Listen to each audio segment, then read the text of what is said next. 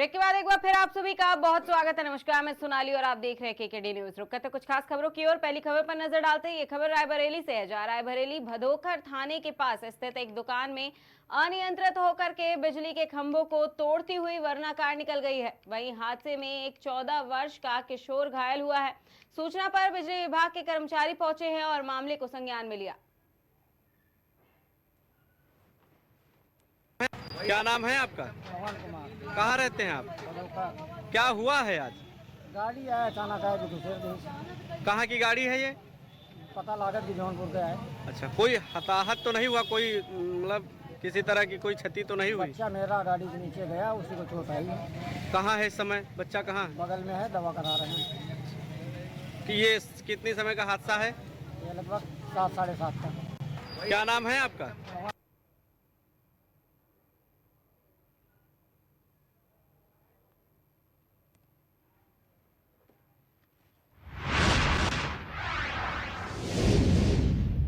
रुक करते हैं अगली खबर की ओर। यह खबर फर्रुखाबाद से है, जहां शहीद क्रांतिकारी पंडित राम नारायण आजाद का शहादत दिवस धूमधाम से मनाया गया। उनके चित्र पर माल्यार्पण करने के बाद मिष्ठान वितरण किया गया। इसी के साथ अंग्रेजों को धूल चटाने वाले आजाद के पदचिन्ह पर चलने का संकल्प भी लिया गया। नगर के साहेबगंज चौराहे पर आजाद निवास पर आयोजित कार्यक्रम में क्रांतिकारी डॉक्टर गया प्रसाद के पुत्र क्रांति कटियार भी मौजूद रहे। हमारे बाबा की कुल जेल 12 वर्ष की है। 1912 में है, 1920 में है, 1925 में है, 1930 में, 1932 में, 1942 में है। तकरीबन कुल मिला के 12 वर्ष है। अंग्रेजों के जमाने में आपके परिवार को बहुत ज्यादा कष्ट पहुंचाया गया होगा। हाँ हाँ, अंग्रेजों के जमाने में बहुत कष्ट पहुंचाया गया था। हमारे छोटे बाबा की क्रांतिकारी थे, 8 वर्ष जेल उनको भी हुई है। हमारी छोटी दादी, हमारी दादी को 6 माह की सजा हुई है, और बाबा को भी 6 माह सजा हुई है। और हमारे पिताजी और 6 भाई बहन एक पास में बंद है एक वर्ष यहाँ पर। और बताते हैं कि 1857 लड़ाई में हमारे बाबा के जो भाई थे वो भी शहीद हुए थे। आपके परिवार से 2 लोग शहीद हुए थे। नहीं, ऐसा सुनते हैं कि 1857 लड़ाई में वो लोग शहीद हुए थे। अब उनकी पक्की जानकारी नहीं मालूम है। ये जो गतिमर से आप ये कार्यक्रम होता है शहीदों के नाम पे, ये कब से चल रहा है? ये करीब हमने चालू किया था 2016। हमारे बाबा की कुल जेल 12 वर्ष।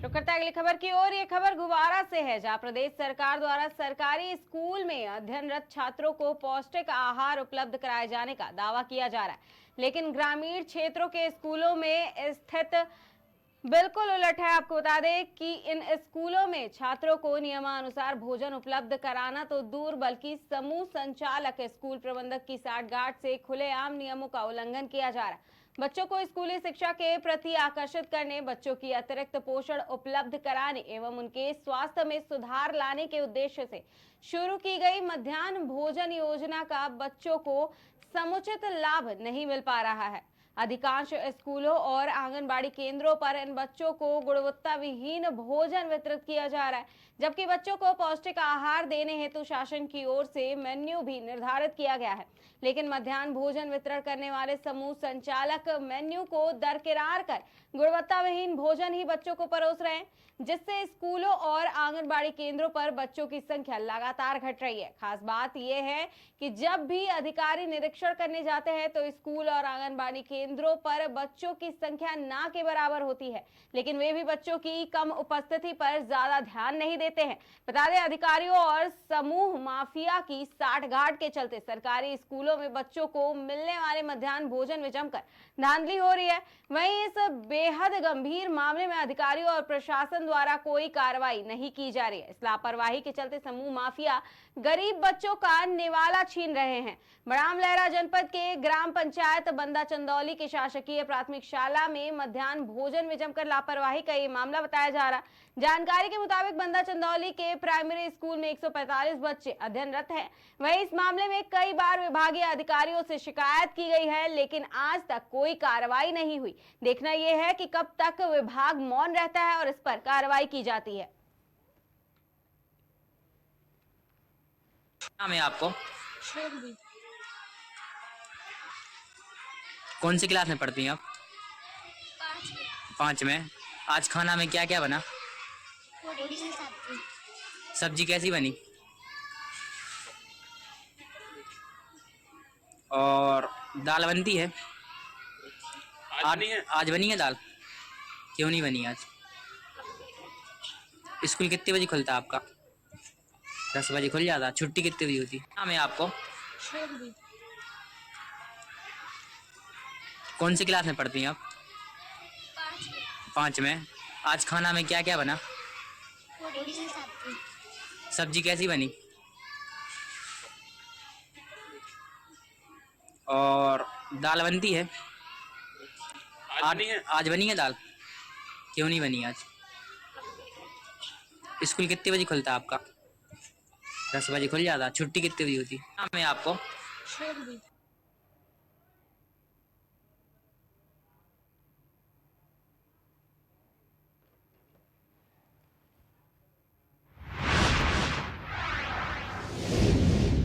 रुक करते हैं अगली खबर की ओर। ये खबर गाजियाबाद से है, जहां गाजियाबाद के लोनी में आजादी के अमृत महोत्सव के उपलक्ष्य में लोनी दुर्गा मंदिर में बलराम नगर भाजपा कार्यालय तक तिरंगा यात्रा निकाली गई है, जिसमें भाजपा जिला अध्यक्ष सतपाल प्रधान, लोनी से बीजेपी विधायक नंदकिशोर गुर्जर सहित सैकड़ों कार्यकर्ताओं ने तिरंगा यात्रा में बढ़ चढ़कर हिस्सा लिया और हर घर तिरंगा का उद्देश्य को भी बताया गया है। वहीं लोनी विधायक नंदकिशोर गुर्जर ने बताया कि तिरंगा यात्रा में सभी वर्ग, सभी धर्मों के समुदायों ने हिस्सा लिया है। उन्होंने कहा कि प्रत्येक नागरिक तिरंगे के लिए अपनी जान दे सकता है।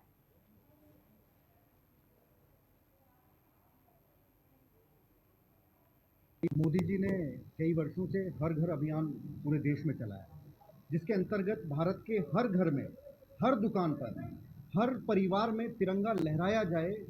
अपने स्वतंत्रता दिवस पर ये अभियान चलाया गया। उसी के अंतर्गत इस बार नड्डा जी ने युवा मोर्चा को तिरंगा यात्रा का अभियान दिया, जो 11, 12 और 13 3 तारीखों में पूरे देश की हर विधानसभा में युवा मोर्चा भव्य तिरंगा यात्रा निकालने वाला। उसी के अंतर्गत आज लोनी में एक इतनी विशाल, इतनी भयंकर बारिश होने के बाद भी, पानी भरे होने के बाद भी, इतनी भारी संख्या में लोगों ने बाहर निकलकर कैसे अपने देशभक्ति के प्रेम को दिखाया है कि आज तिरंगा लेकर जब हम निकले तो बारिश हुई, पानी भरा, लेकिन लोगों के विश्वास को, लोगों के संकल्प को कोई छोटा नहीं कर पाया। उसी की दृष्टि में हमारे युवा मोर्चा के अध्यक्ष हिमांशु जी के नेतृत्व में यहाँ जिलाध्यक्ष जी भी रहे भाजपा के, और हमारे यहाँ के यशस्वी विधायक नंदकिशोर जी भी साथ रहे, और बड़ी संख्या में लोगों ने बारिश के बावजूद भी यहाँ पर तिरंगा यात्रा निकाली। और पूरे जिले में, पूरे गाजियाबाद के जिले में प्रति घर में एक जो वातावरण है आज देशभक्ति को लेकर, भारत के स्वाभिमान को लेकर, वो असंभवनीय है। जो अभियान चल रहा है कि 11, 12, 13 में हमें जो तिरंगा यात्रा निकालनी है, उसमें हमारे मुख्य अतिथि रूप में आए राष्ट्रीय कार्यालय प्रभारी और हिमाचल के प्रभारी हमारे आदरणीय विवेक त्यागी जी, हमारे यशस्वी अपने लोनी विधानसभा के विधायक सम्मानित आदरणीय नंदकिशोर गुर्जर जी, भाजपा के जिलाध्यक्ष सतपाल प्रधान जी और युवा मोर्चा के मंडलों के अध्यक्ष, जिले के पदाधिकारी द्वारा जो ये इतना ऐतिहासिक जो यात्रा निकली है, उसका मैं वंदन करता हूँ। मीडिया वाले के सभी पदाधिकारी को, पत्रकार बंधुओं का मैं भी वंदन करता हूँ। देश पर हर घर तिरंगा लगाने का जो अभियान है वो ऐतिहासिक रहा था। इस बार भी कोई घर छूटेगा नहीं।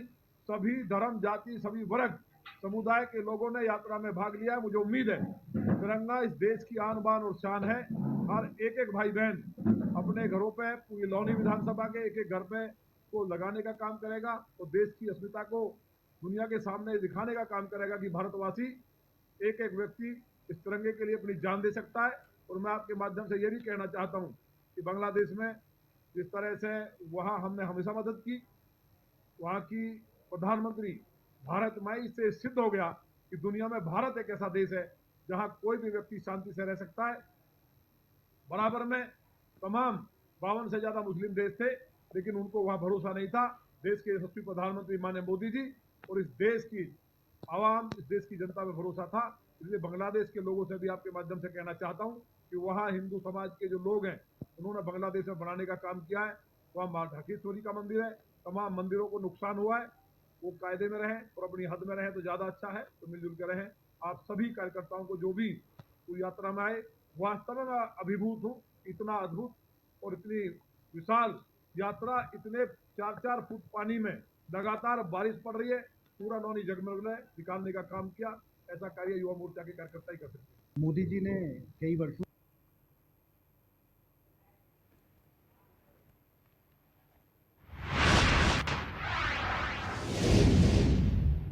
रुक करते हैं अगली खबर की ओर। ये खबर लखनऊ से है, जहां the institute of cost accountants of India के लखनऊ चैप्टर द्वारा सेमिनार का आयोजन किया गया। कॉस्ट अकाउंटिंग इंडस्ट्री को बढ़ावा देने को लेकर चर्चा भी की गई। कॉस्ट रिकॉर्ड और नए संशोधन जीएसटी बजट 2024 के उपलक्ष्य में लखनऊ चैप्टर द्वारा सेमिनार का आयोजन हुआ। सेमिनार में मुख्य अतिथि सौरभ श्रीवास्तव तथा स्वागत अतिथि MK आनंद और अन्य लोग मौजूद रहे।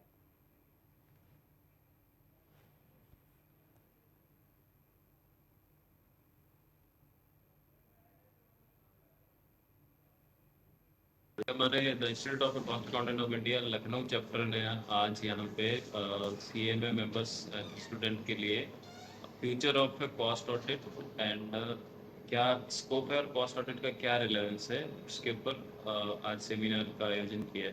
तो उसके साथ साथ GST में जो नए नए अमेंडमेंट्स आए हैं, अभी जो फिनांस एक्ट में आए हैं और जो पिछली 53rd GST काउंसिल मीटिंग में जो आए हैं, उनके ऊपर एक चर्चा का आयोजन किया गया। इसमें हम लोग मैं दिल्ली से PR chairman as a join करा हूँ और मेरे साथ पार्टिसिपेट कर रहे हैं। हम लोग ये हेल्दी डिस्कशन कर रहे हैं सब लोग आपस में कि कॉस्ट ऑडिट जो सरकार का पैसा है, जो सरकार सब्सिडीज में पैसा देती है, जो सरकार आम व्यक्ति तक पैसा पहुंचाना चाहती है, वो पैसा किस वे में खर्च हो रहा है, किस तरह से जनता तक पहुंचे, और उसकी हम आगे की प्लानिंग सोच के उसमें देख रहे हैं कि उसकी कम से कम लागत में वो पैसा रियल में एक जिस जो व्यक्ति को मिलना चाहिए उसको मिलना चाहिए, और वो पैसा सही महीने में खर्च हो रहा है और उस पैसे से खर्च होके सही प्रोडक्ट मार्केट में जा रहे हैं।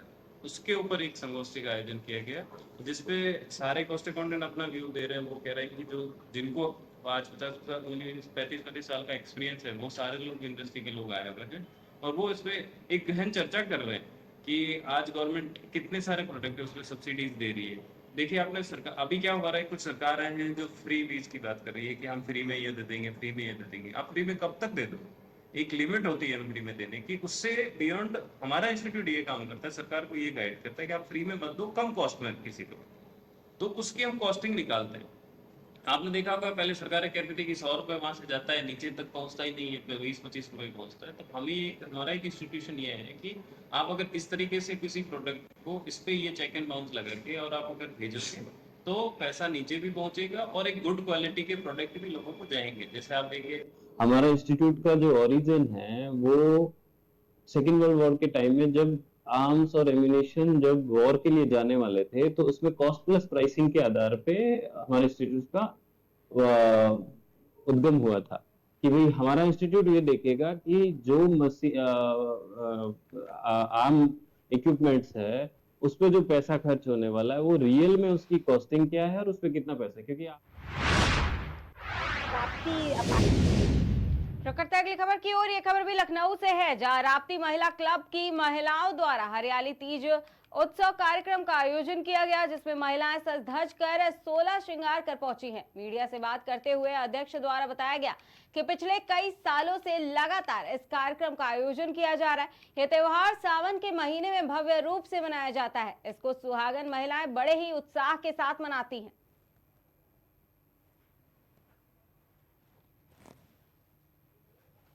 ये हमारा एक राप्ती अपार्टमेंट है, सोसाइटी का क्लब है। ये हम बाहर के लोगों को लेके नहीं बनाते हैं, ये हम राप्ती के लेडीज को लेके करते हैं। और ये हरियाली तीज है। ये इस तीज में एंजॉय करना होता है। आज के फंक्शन में 75 महिला ने पार्टिसिपेट किया है। सब आइए, सब मौज मस्ती कर रही हैं, एंजॉय कर रहे हैं हम लोग। हमारी सारी सहेलियां पूरा सहयोग की और हम लोग आज 12 बजे से एंजॉय कर रहे हैं और डांस, गाना, कजरी, सारी चीज़ें, और सब लोग अपना अपना पूरा सहयोग मिलके जुल के सारा चीज़ बड़े अच्छे से। और ये हर साल हम लोग तीज का फंक्शन मनाते हैं और अलग अलग, जैसे अभी कजरी तीज पड़ा, हरितालिका तीज पड़ेगी, उसी में भी हम लोग अपना पूरे सावन सारी महिलाएं कोशिश करती है कि सब फ्रेंड लाल पीला हरा पहन के और सब इकट्ठे होते हैं, कजरी गाते हैं। साल से हमारे 8-10 मेंबर से शुरुआत हुआ राप्ती लेडीज क्लब का, जो है हर 2 साल पे इसके नए नए अध्यक्षों की नियुक्ति होती है और इस समय हमारे यहाँ के नेताजी हैं और एक सभी जो घर में है, जो वकील है, सभी को इकट्ठा करते हुए हम लोग इस प्रोग्राम को मनाते हैं। मेन तीज सजने संवरने का, और ये बेहतरीन मौका होता है हमारे बाहर, हमारे सभी के अंदर आप मानते हो कुछ न कुछ प्रतिभाएं छुपी हुई हैं, तो इस माध्यम से जो है नाच के, गा करके, श्रृंगार करके अपने अपने टैलेंट को बाहर दिखाती हैं। मान्यता है कि शंकर जी को करने के लिए ही सुहागिन औरतें यहाँ जो है तीज का फंक्शन को, मतलब तीज को मनाती हैं। तो 2-3 तरह की तीज मनाई जाती है, कजरी तीज है, हरितालिका तीज है और हरियाली तीज है। तो उसी तत्वाधान के तहत जो आज हमारे यहाँ पे आज के इस कार्यक्रम में जो महिलाएं परफॉर्मेंस कर रही हैं, उनको क्या किसी तरह का पुरस्कार भी दिया जा रहा है, कोई प्राइज? बिल्कुल, हर प्रोग्राम के साथ अगर गेम की प्रतियोगिता हो रही है या डांस की प्रतियोगिता हो, तो सबके लिए अलग अलग इनाम की व्यवस्था है, प्लस रिटर्न गिफ्ट की व्यवस्था है। आपको आते ही सबसे पहले वेलकम ड्रिंक और स्टार्टर है, लंच है। पूरी ये संस्था रजिस्टर्ड नहीं है, ये हमारी महिलाओं का एक समूह है। हम दोस्तों ने इसको मिलकर के आज की डेट में कम से कम इसमें 115 महिलाएं, जो हम घरेलू, वर्किंग, सभी तरह की महिलाएं हैं जो इससे जुड़ी हुई है। ये हमारा